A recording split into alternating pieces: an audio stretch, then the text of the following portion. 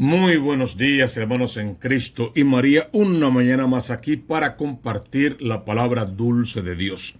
Les habla el Padre Tomás Galarza Figueroa, intentando tocar a la puerta de sus corazones con la palabra de Dios para que podamos abrirle y Él entrará y se quedará a cenar con nosotros y Él mismo será el manjar eucarístico que espiritualmente podremos comer en esta hora del día. La primera lectura de hoy está tomada de Isaías en el capítulo 35, versos 1 al 10. Hoy es lunes 7 de diciembre de 2020 y es lunes de la segunda semana en el tiempo de Adviento, siendo el personaje de esta semana Juan el Bautista. Lee así la primera lectura de hoy. El desierto y el yermo se regocijarán. Se alegrarán la estepa y florecerán. Germinará y florecerá como flor de narciso. Festejará con gozo y cantos de júbilo. Le ha sido dada la gloria del Líbano, el esplendor del Carmelo y del Sarón. Contemplarán la gloria del Señor, la majestad de nuestro Dios. Fortalezcan las manos débiles, afiancen las rodillas vacilantes. Digan a los inquietos, sean fuertes, no teman. He aquí que su Dios llega, el desquite, la retribución de Dios. Viene en persona y les salvará. Entonces se despegarán los ojos de los ciegos. Los oídos de los sordos se abrirán. Entonces saltará el cojo como un ciervo y cantará la lengua del mundo. Porque han brotado aguas en el desierto y corrientes en la estepa. El páramo se convertirá en estanque, el suelo sediento en manantial.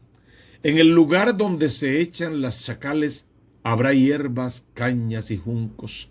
Habrá un camino recto, lo llamarán vía sacra. Los impuros no pasarán por él. El mismo abre camino para que no se extravíen los inexpertos. No hay por allí leones, ni se acercarán las bestias feroces. Los liberados caminan por ella, y por ella retornan los rescatados del Señor. Llegará a Sión con cantos de júbilo, alegría sin límites en sus rostros. Los dominan el gozo y la alegría, quedan atrás la pena y la aflicción. Leemos este poema de amor, de consuelo, de esperanza, decimos palabra de Dios, respondemos te alabamos, Señor. De hecho, te lo dejo aquí abajo en las instrucciones o la definición de este vídeo para que puedas leerlo también por tu cuenta. ¿Qué es lo que tenemos en el capítulo 35, versos 1 al 10 del libro del Éxodo? Es el segundo cuadro de estos dos capítulos, 34-35. Se le conoce como el pequeño Apocalipsis. Y es una antítesis de la desolación y el caos del cuadro anterior, que a su vez era el juicio contra Edom. En este capítulo, este himno de restauración se caracteriza por las experiencias y las expresiones de alegría y de júbilo que vamos a encontrar en él. La transformación afecta a la naturaleza muerta, lo vimos en el verso 1 al 2. El decaimiento psíquico de las personas en el versos 3 y 4. Y los defectos físicos también en los versos 5 y 7. Lo más hermoso del texto es que el desierto se convierte en vía sacra que conduce a la gran liturgia final en la Jerusalén liberada y habitada por la presencia del Señor. Es un cántico de consuelo, si quieres, de esperanza, si quieres. Es un ver cómo Dios puede restaurarlo todo y en este momento de crisis puede restaurarte a ti. Puede restaurar tu casa, tu hogar, tu matrimonio. Es un Dios diciéndote, mira, tú tienes muchos derechos. Y por muchísimo tiempo algunas ideologías han puesto el acento en pedir sus derechos, en luchar por esos derechos. Pero muchas de ellas también han olvidado que a cada derecho lo asiste uno o varios deberes. Y el Señor lo que quiere hoy es detenerte para que puedas analizar cuáles son tus deberes, tus obligaciones, tus compromisos. Tienes derecho a la libertad y quieres tu libertad, pero tienes la obligación de respetar la libertad, el pensamiento y el sentimiento de todos los demás. Y de ver que hay gente que no piensa como tú. Ahora no puedes ponerte a la cima de la pirámide y empezar a dominar a todos los demás con tus pensamientos por tu derecho a la libertad. Porque el problema puede estar en que yo exijo el derecho a la libertad según del lugar del parque en el que estoy sentado. Y olvido que este parque es redondo y hay gente sentada por todas partes. Y que lo que le hace falta también tal vez a este parque, a esta institución, a este mundo, es un centro, un quicio donde apoyarse y donde girar. Por siempre ese quicio fue Dios, Dios con sus mandatos y sus enseñanzas.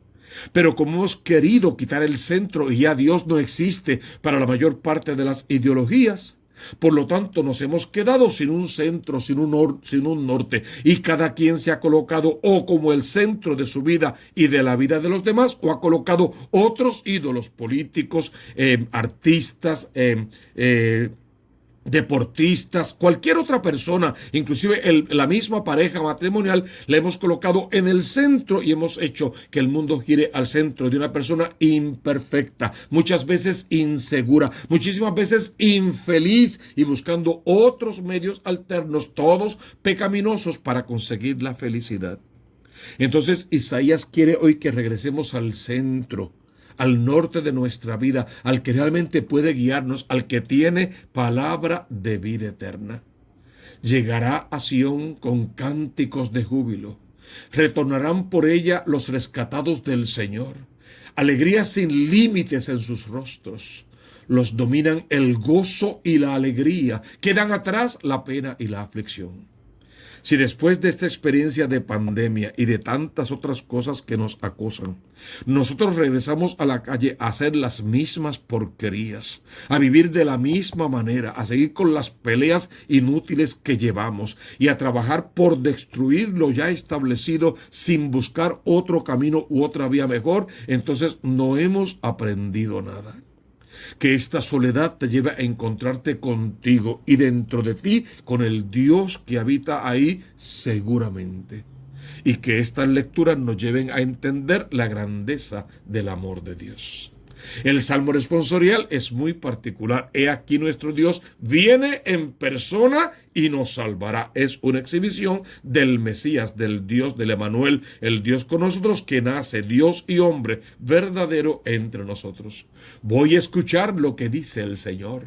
Dios anuncia la paz a su pueblo y a sus amigos. La salvación está cerca de los que lo temen y la gloria habitará en nuestra tierra. Léelo, por favor, búscate en el Salmo y encuentra en él un deseo inmenso de conocer, amar y servir a ese Dios que viene a tu encuentro. Tenemos uno de esos evangelios en el que vale la pena detenerse. Según San Lucas, en el capítulo 5, versos 17 al 26. Jesús, como de costumbre, estaba enseñando. En ese lugar había mucha gente, por lo tanto, el auditorio era variado. Habían unos que realmente vinieron a escucharlo, a aprender, a intentar seguir sus consejos y a buscar una vida mejor. Otros que estaban por pura curiosidad. Algunos alguien los habrá traído, pero son gente que están allí, le pasa el tren por encima y ni se dan cuenta. Y había otros que estaban allí para acusarlo, para ver dónde fallaba, dónde metía la pata, dónde decía algo impropio, pegarse de eso, aunque fuera una sola palabra, y echar por la borda todo lo bueno que pudiera haber dicho o hecho por todos los demás que estaban allí. El auditorio era variado. La primera cosa que tienes que hacer para entenderlo es tomar tu posición desde dónde quieres ver a los toros, de dónde vas a mirar este evangelio y las acciones y las palabras del Mesías, del Emanuel, del Dios entre nosotros. Estaba todo completamente lleno y llegaron unos con un paralítico que querían que Jesús lo curara. No había forma de entrar. Y los que ya llevaban tiempo allí esperando no iban a dejarle pasar. Eso es condición humana, eso lo hacemos todos. Ahora desde lejos diremos, ay, ¿y por qué no lo dejaron pasar? Solo piensa si en la fila de algún centro comercial importante dejarías pasar a los que están atrás en un viernes negro. Solo piensa eso. Como un ejemplo tonto, pero piensa eso. No los dejaríamos pasar, punto. Porque si había un paralítico detrás, habían ciegos, cojos, lisiados, enfermos de muerte, un montón antes, y había que esperar su turno.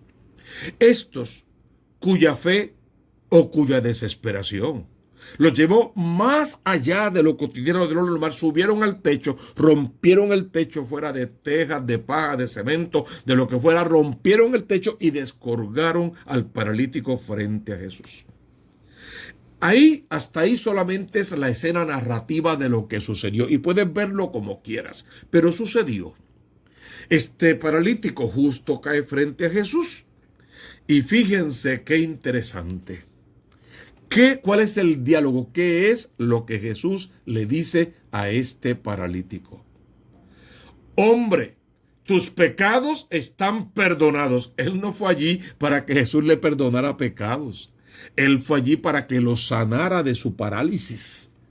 Pero Jesús quería que entendieran todo el sentido de lo que él hacía. Si alguien estaba paralítico, ciego, cojo, era porque estaba atado por el pecado. Su pecado o el pecado de alguien más. Lo tenía atado el pecado. No se podía parar de su camilla porque el pecado lo tenía atado. Si te tengo atado con una cuerda y quiero que te levantes, tengo que romper la cuerda, sacar la cadena. Lo que sea que te esté atado, lo tengo que romper. Eso fue lo que Jesús hizo. Rompió con el pecado primero, le quitó la cadena, le quitó la cuerda. Tus pecados están perdonados. Si te tenía atado a esa camilla un pecado y yo te lo quité, ahora puedes caminar. Sería la idea. Segunda idea y más importante.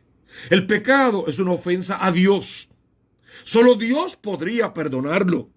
Y Jesús está atribuyendo esa dignidad porque le está diciendo a ese paralítico, no le está diciendo, Dios te perdonó, tus pecados te son perdonados. Yo te perdono de tus pecados. O sea, yo soy Dios. En unas palabras, es lo que Jesús está diciendo. Yo tengo conciencia de Dios, yo soy Dios.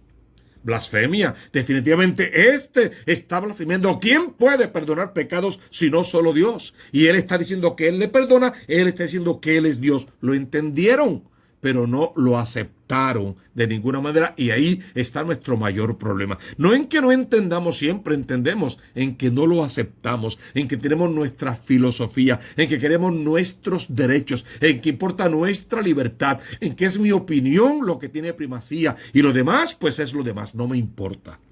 Mientras tengamos esa actitud, tendremos que seguir siendo a protestar por las cosas malas que pasan sin buscar realmente una solución a esas cosas malas que pasan. Entonces, es interesante que Jesús, para que vean que sí le perdonó los pecados, que sí Él es Dios, entonces le dice al paralítico, toma tu camilla, levántate, vete a tu casa, para que vean que Dios sí tiene poder para perdonar pecados. Y el texto se corona, porque el hombre se levantó, tomó su camilla y se fue a su casa. Y el auditorio se dividió. Unos creyeron que era Dios, creyeron que era el Mesías, creyeron que tenía poder, creyeron que podía perdonar pecados y poder levantar al paralítico de la cama. No había quien pensara que lo hizo con el dedo de Belcebú. No había quien pensara que era un maldito hechicero de quinta, tratando de impresionar a los demás con un acto de magia. No había quien pensara que estaba blasfemando contra el Dios verdadero y había que acabar con su vida. Cada uno pensó lo que le diera la gana. El paralítico simplemente se iba por la calle alabando, bendiciendo y glorificando al Señor. Hermanos, estamos ante una terrible pandemia. ¿Desde dónde la vas a mirar? ¿Qué vas a aprender de ella? ¿Cómo vas a vivir tu Navidad este año cuando la pandemia te ha dicho tienes que detenerte? Y yo quiero pensar cuando Dios me ha dicho tienes que detenerte para retomar tu vida, para pensar en todo lo que está pasando, para salir de este encierro como una persona mejor, para levantarte de tu tumba como Jesús levantó a Lázaro y echarlo a caminar, pero por un sendero mejor hacia su propia salvación. Que te cubra el Dios del amor en esta hora y que te bendiga con poder, que se haga dueño tuyo y que te santifique, que puedas levantarte de tu parálisis y comenzar a alabar y a bendecir a Dios, que aprendas la lección de esta pandemia y seas una persona mejor, que sigas trabajando por todos tus derechos, pero también cumpliendo con todos tus deberes. Y esa bendición de Dios sobre ti, en el nombre del Padre y del Hijo y del Espíritu Santo. Amén, amén y amén.